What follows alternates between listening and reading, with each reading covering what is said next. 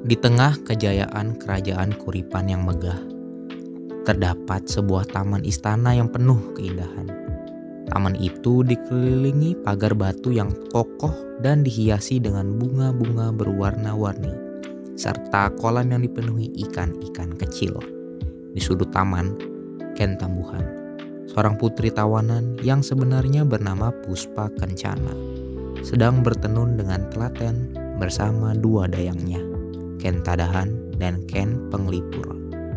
Wajahnya memancarkan ketenangan, meskipun dalam hati ia menyimpan kesedihan karena statusnya sebagai tawanan.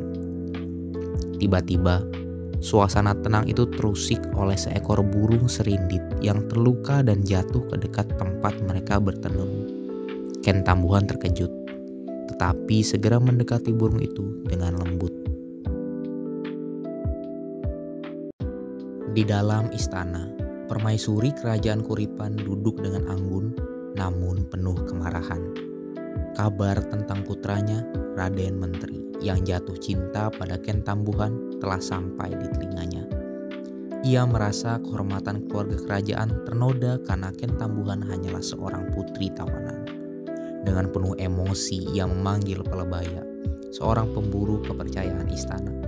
Permaisuri memerintahkan Pelebaya untuk membawa Ken Tambuhan ke hutan untuk menghabisinya. Pelebaya dengan wajah tanpa ekspresi mendengarkan perintah itu sambil menunduk hormat. Meskipun di dalam hatinya ia merasa berat menjalankan tugas.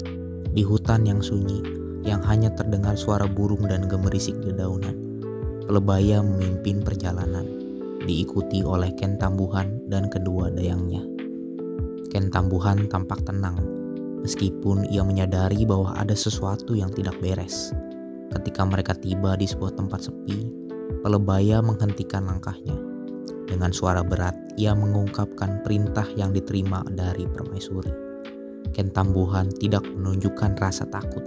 Dengan anggun, ia melepas cincinnya dan menyerahkan kepada Pelebaya sebagai tanda terakhir. Ia berpesan agar tubuhnya dilarung di sungai setelah ia dibunuh. Setelah itu, dengan mata tertutup dan hati yang pasrah, ia menanti akhir hidupnya. Ken Penglipur dan Ken Tadahan yang setia kepadanya memutuskan untuk mengikuti tuannya dalam kematiannya.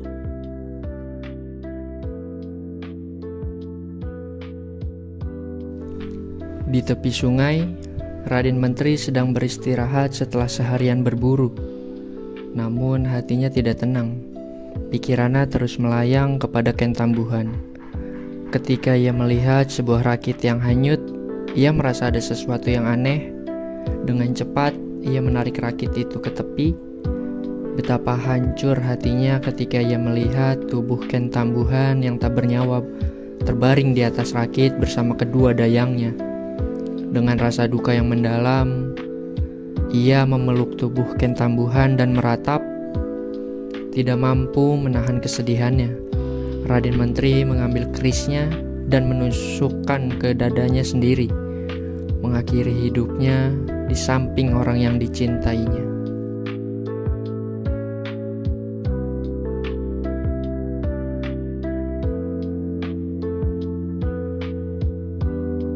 Raja Kuripan yang hancur hati memutuskan untuk bertapa selama 40 hari.